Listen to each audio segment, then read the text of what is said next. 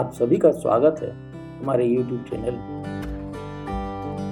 हमारे चैनल द्वारा दी जा रही जानकारी आपको कैसी लग रही है, इसके बारे में आपकी क्या राय है, हमें कमेंट में जरूर लिखें तथा अपने पौराणिक इतिहास की जानकारी अपने मित्रों और अपने परिवारजनों तक पहुंचाने के लिए हमारे चैनल और वीडियो को जरूर साझा करें ताकि हर किसी तक यह महत्वपूर्ण जानकारी पहुंच सके।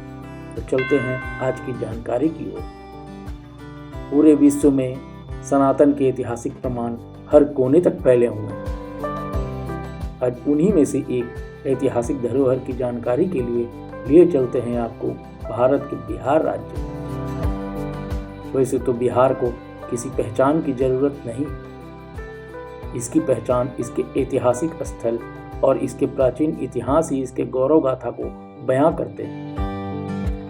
बिहार ही वह भूमि है जहां मिथिला में माता सीता का जन्म हुआ, महर्षि वाल्मीकि और महाज्ञानी चाणक्य की भूमि, जहां बुद्ध और महावीर को निर्वाण प्राप्त हुआ, जहां सिखों के 10वें गुरु गोविंद सिंह जी का जन्म हुआ।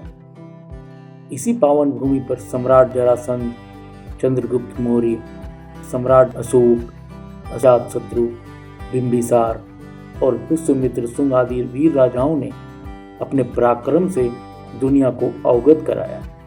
एक समय बिहार शिक्षा के सर्व प्रमुख केंद्रों में गिना जाता था। जहां का विक्रमशिला विश्वविद्यालय हो या नालंदा विश्वविद्यालय पूरे विश्व में शिक्षा का केंद्र था। इसी ऐतिहासिक बिहार की राजधानी पटना से 55 किलोमीटर की दूरी पर स्थित जहानाबाद जिले में बराबर यानी वानावर की गुफाएं हैं, जो गया से 25 किलोमीटर की दूरी पर स्थित चट्टानों को काट कर बनाई गई दुनिया की सबसे प्राचीन गुफाएं। इनमें से अधिकांश गुफाओं की जानकारी 322 ईसा पूर्व से 185 ईसा पूर्व में मौर्य काल में उभर कर सामने आई।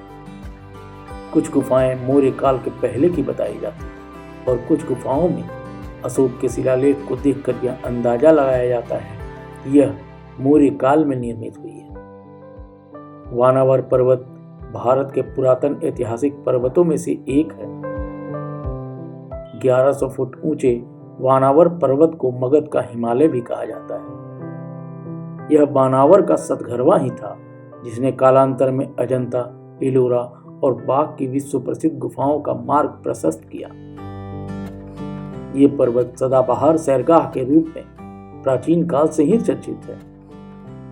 पौराणिक कथाओं के अनुसार पर्वत पर बनी गुफाएं प्राचीन काल में ऋषि मुनियों के ध्यान साधना लगाने हेतु सुरक्षा के दृष्टिकोण से बनाई गई थी।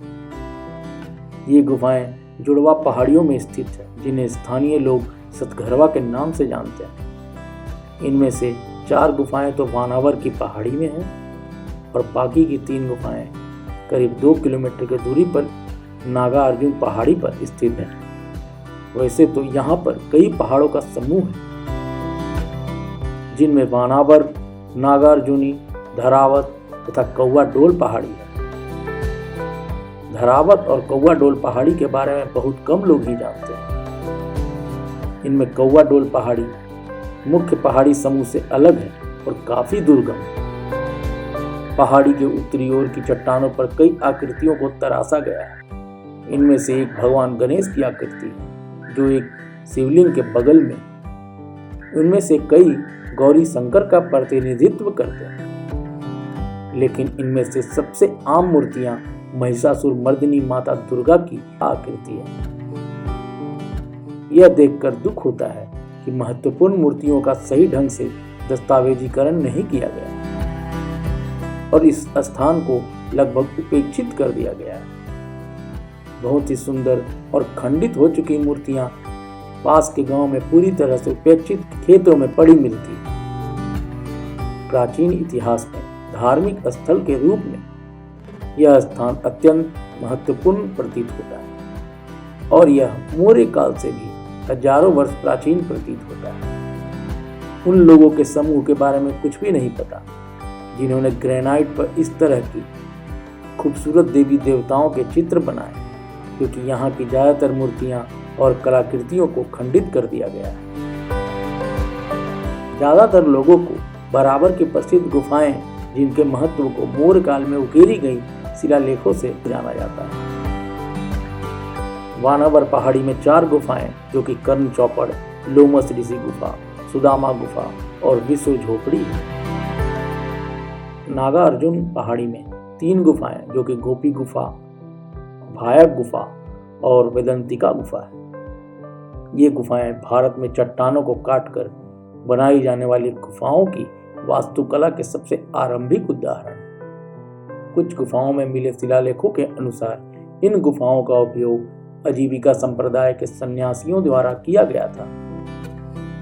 वो पूरी तरह नग्न ही रहा करते थे और इनका काल लगभग 600 ईसा पूर्व के पहले महावीर और बुद्ध से ही प्राचीन बताया जाता है। इस संप्रदाय की स्थापना मक्खली गोसाल द्वारा की गई थी। इनका मानना था कि इस सृष्टि में जो भी हो रहा है वह नियति है और मनुष्य इस नियति को बदल नहीं सकता।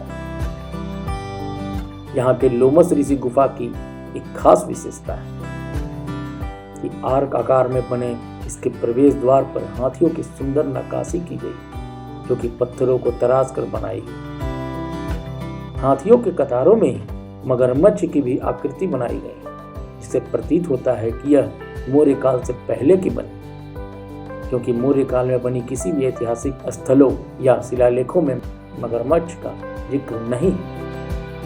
लोमस ऋषि गुफा का सामने का यह भाग काफी आकर्षक और खूबसूरत है। इस गुफा में 2 कक्ष हैं।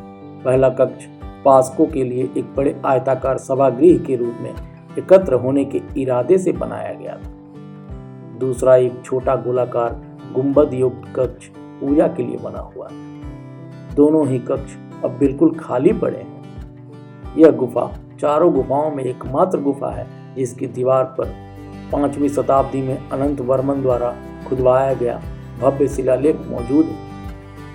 लोमस ऋषि गुफा के पास में एक अन्य गुफा है जिसे सुदामा गुफा के नाम से जाना जाता है। अशोक के काल में उकेरे गए शिलालेख आज भी गुफा की दीवारों पर मौजूद है।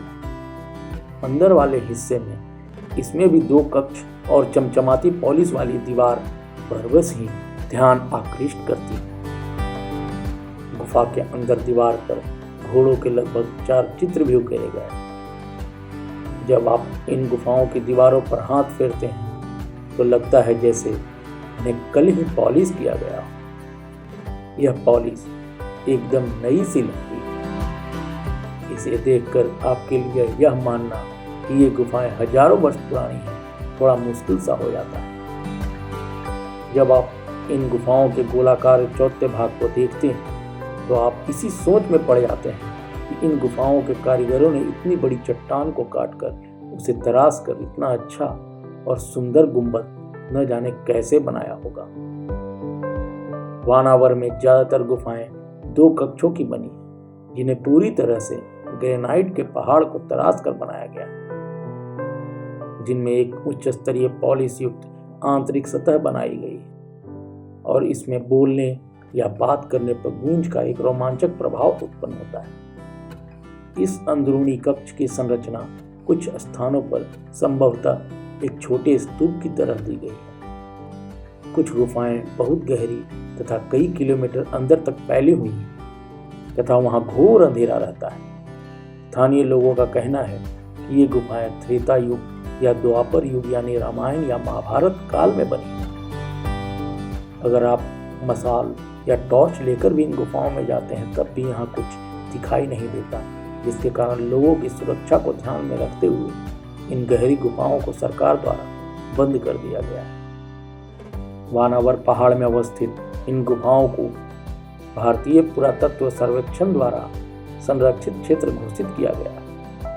इसके अलावा इस स्थान पर चट्टानों से निर्मित हजारों वर्ष प्राचीन हिंदू धर्म के देवी देवताओं की मूर्तियां भी पाई गई तथा यहीं पहाड़ों के बीच स्थित है एक जल से भरा कुंड, जिसके बारे में लोगों का कहना है कि इस कुंड का पानी कभी नहीं सूखता, जिसके कारण इस कुंड को पाताल गंगा के नाम से जाना जाता है।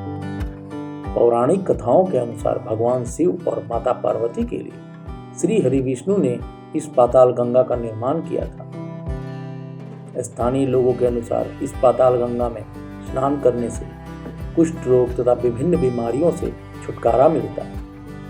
यहीं ऊपर पहाड़ी पर स्थित है एक प्राचीन शिव मंदिर। इस शिव मंदिर तक पहुंचने के लिए सीढ़ियां भी बनी हुई हैं। वैसे तो संपूर्ण विश्व में अनेकानेक प्राचीन शिव मंदिर हैं, परंतु जब बात प्राचीनतम शिव मंदिर की हो तो बिहार के जहानाबाद में वानावर पहाड़ पर स्थित सिद्धेश्वर नाथ महादेव मंदिर का नाम सर्वप्रथम आता है।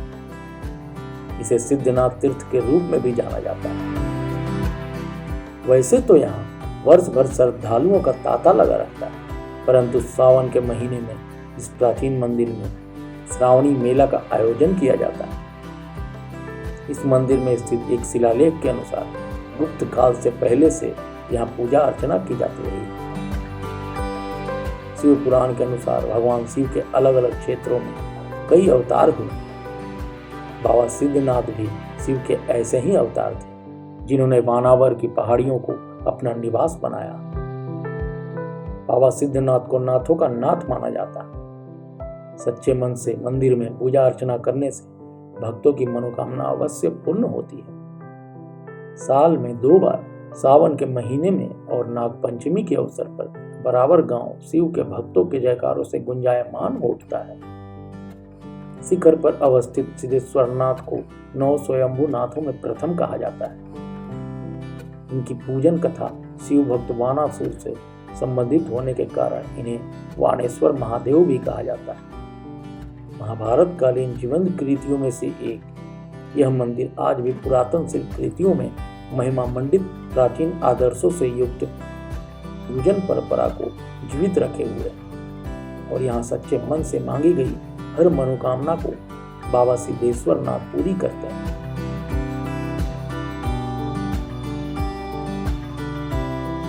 आज के लिए बस इतना ही। अगली बार फिर मिलेंगे एक नई जगह और एक नई जानकारी के साथ। अगर ये वीडियो अच्छा लगा हो तो लाइक, सब्सक्राइब और शेयर जरूर करें और बेल बटन को क्लिक करना न भूलें। बहुत बहुत धन्यवाद।